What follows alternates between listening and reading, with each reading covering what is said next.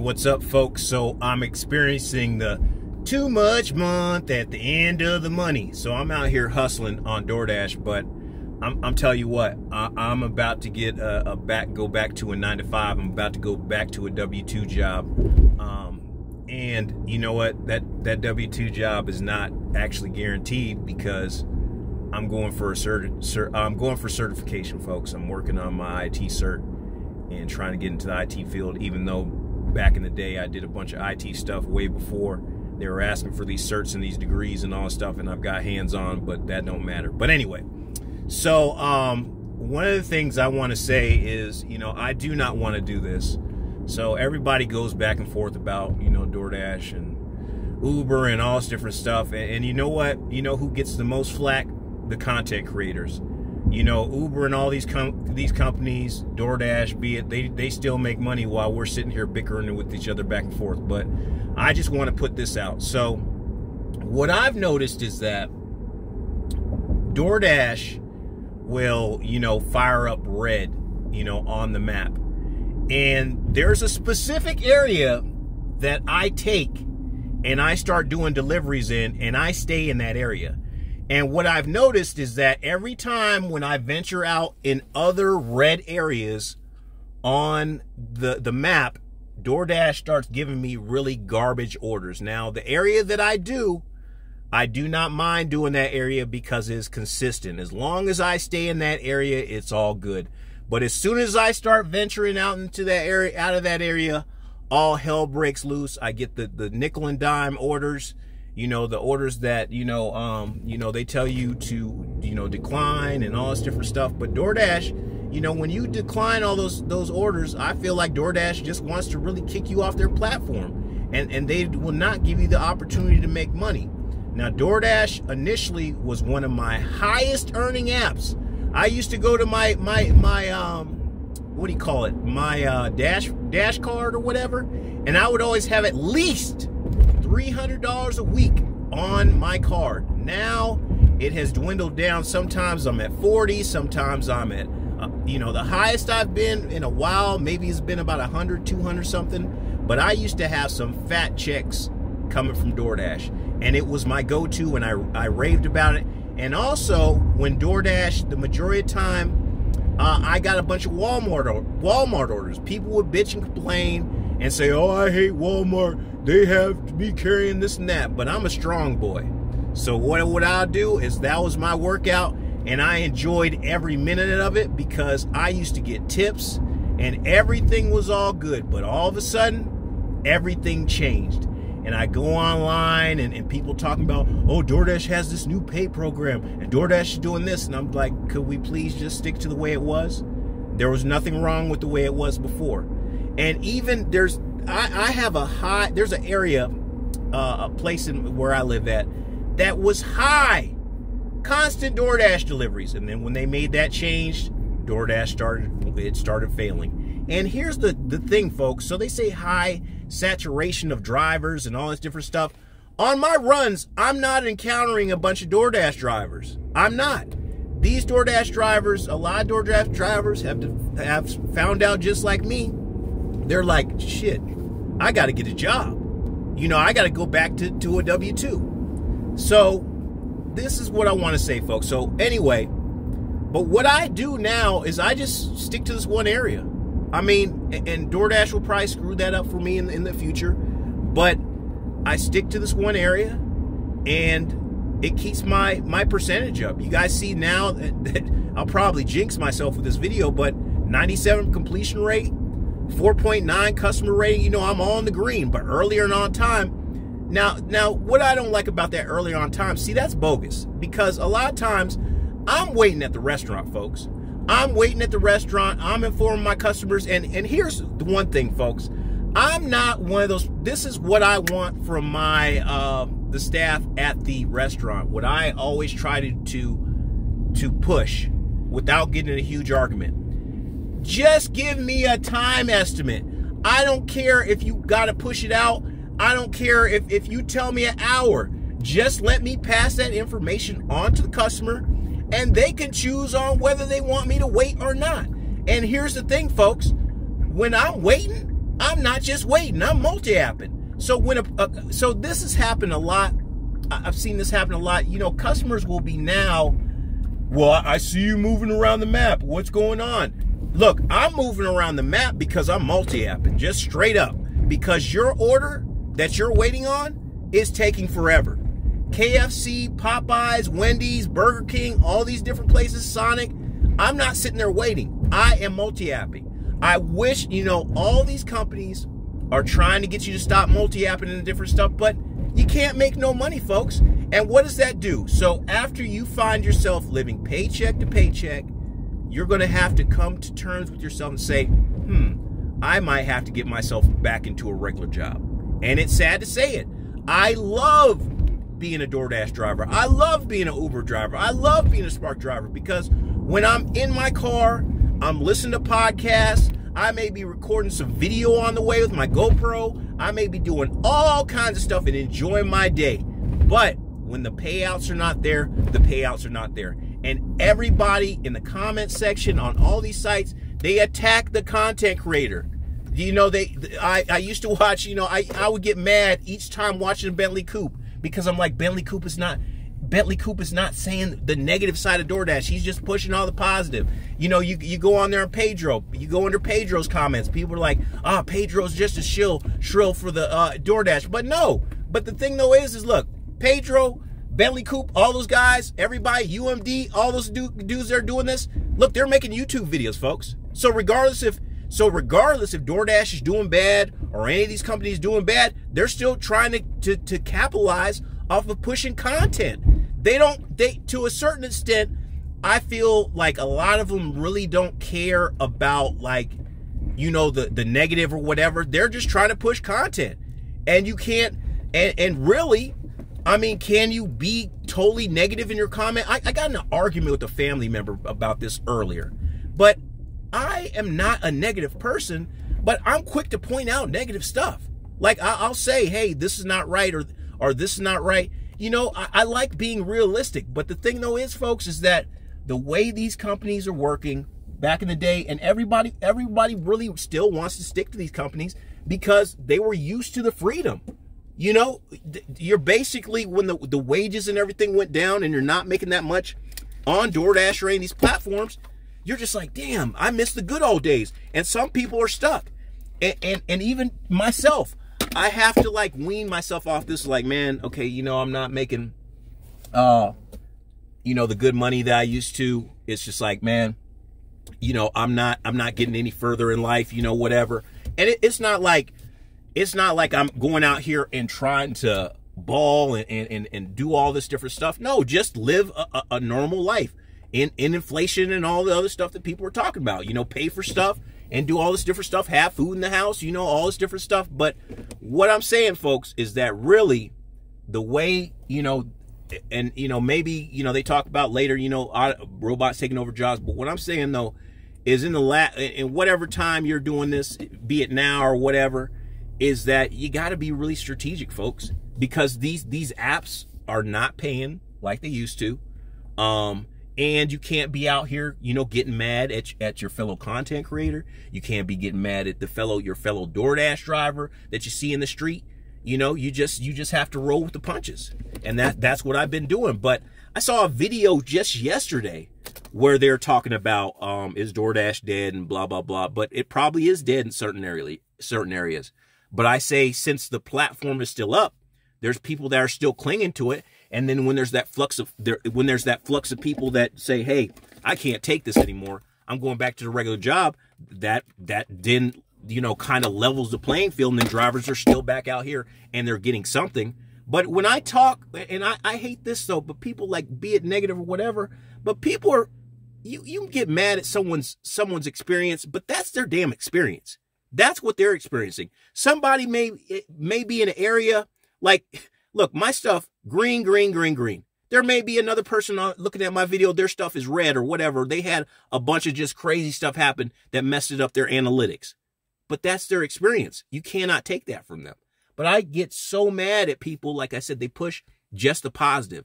And it's not all positive. It is hard to do this stuff. I mean, people like, well, get a real job and and all this different stuff. But people enjoy doing this. I mean, people enjoyed, people enjoy getting the tips. People enjoy, being able to come home and do whatever. And what I like about DoorDash, and the news always talks about the economy and all this different stuff. But all these different platforms, not just DoorDash, but they gave people the opportunity to make some honest money. People didn't have to have a college degree and all this different stuff. All you had to have was a working car and a driver's license and be able to do deliveries. And I see people that can't even hardly do that. I see people that just have no attention to detail, but this gave a lot of people opportunity to get out of the hole and supplement their income, even if you're working a regular full-time job. But like I said, I'm more and more now leaning back into getting into some full-time job or some other job or even up in my game at creating YouTube videos and stuff.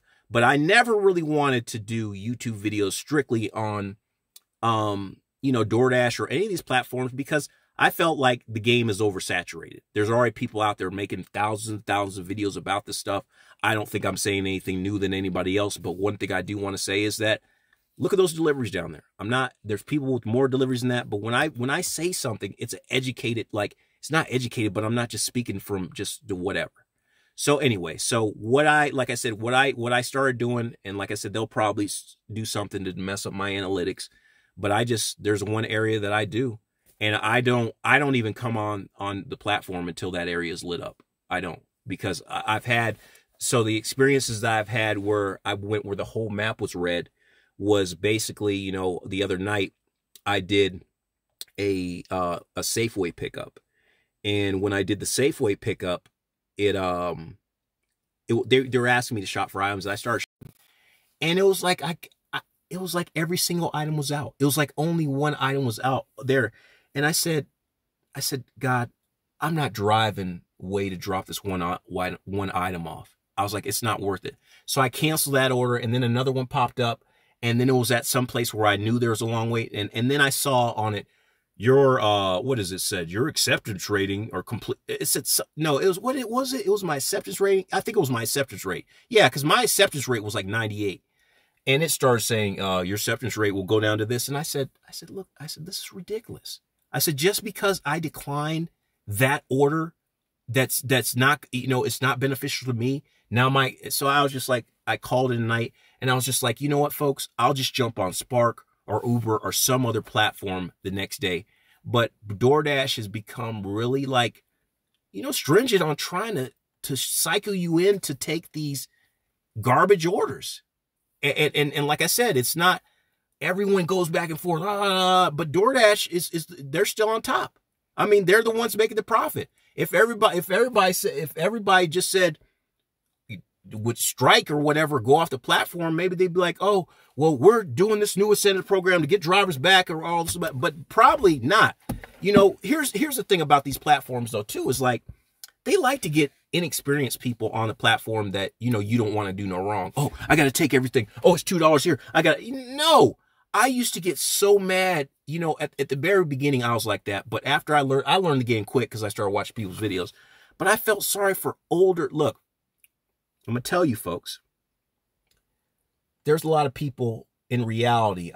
People are so full of crap now, but in reality, people say, oh, this person is making 6 figures. Do you know, I keep hearing this and I believe it because I live that lifestyle, is that people are living paycheck to paycheck. Even if they're making higher salary than you, they've developed a lifestyle, they've got children, they've got all kind of money going out. So when you go out here, folks, when you look on these streets, it's not all young people just doing DoorDash. It's a lot of older people.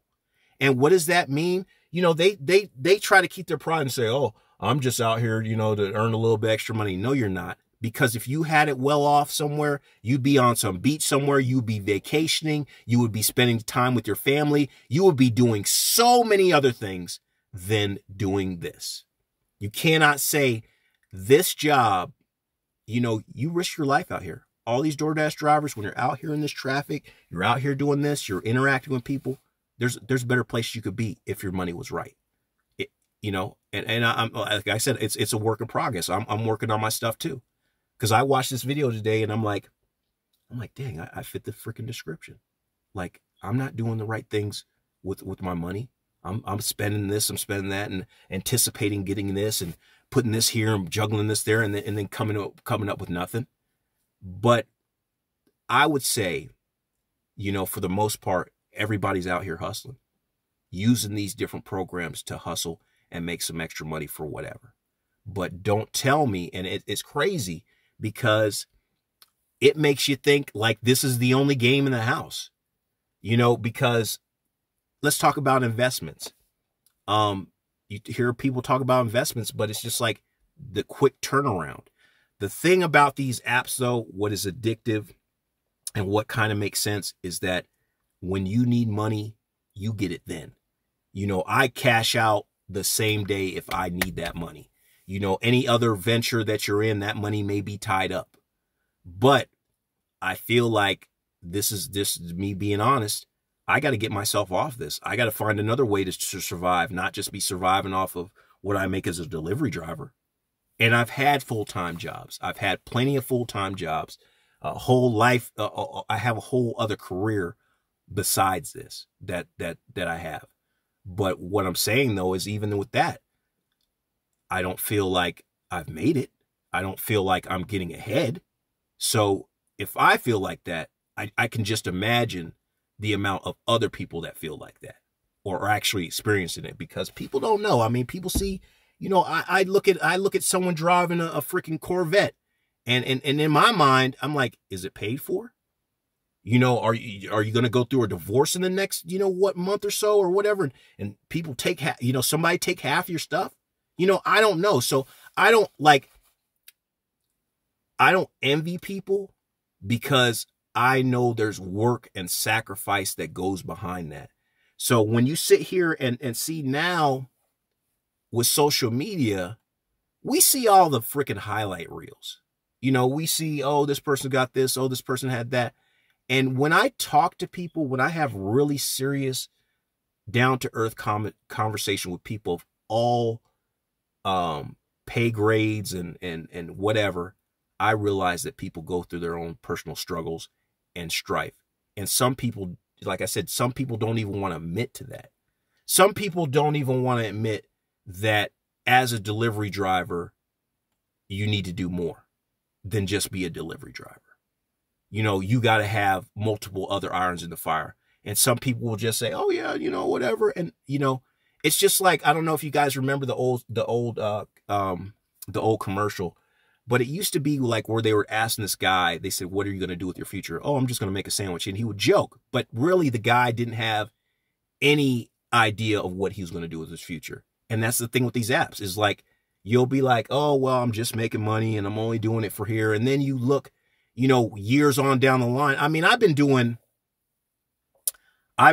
food delivery and other stuff. I mean, I work for Shipt. I work for Instacart. I work for, what was the other company? Pickup. I mean, I've done a lot of it.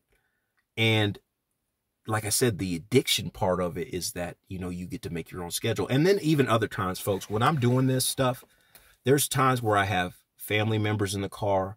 There's times when I'm running errands, I'm helping other people and doing other stuff. So it's not me just solo on the road all the time.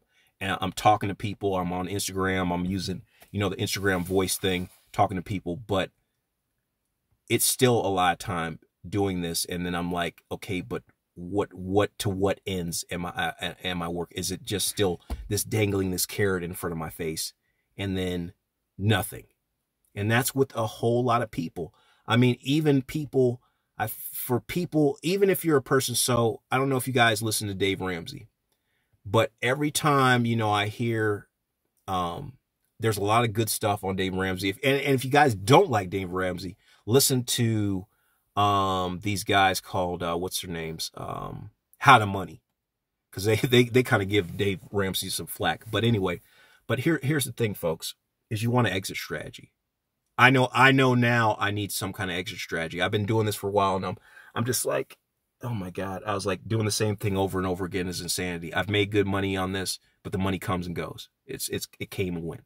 But anyway, with Dave Ramsey, a lot of times when I hear there'll be someone on there and they're in their 20s or let's say they're in their 20s or 30s and they do the debt-free scream. Okay, that is good if you can do that. Okay, but I feel like people that don't have the experience of their finances actually messing up and being in the state where you make some mistakes, I think your lack of making mistakes will maybe open you up later to make some terrible mistakes. I've seen a lot of older people do this. Like, you have people that work their whole lives and, they got a lot of money built up, but they get scammed. Or, they get to that point where they've been Fort Knox tight up until that point, and then they get older and it's just like they let everything go. And a lot of times they don't even leave that money to their kids.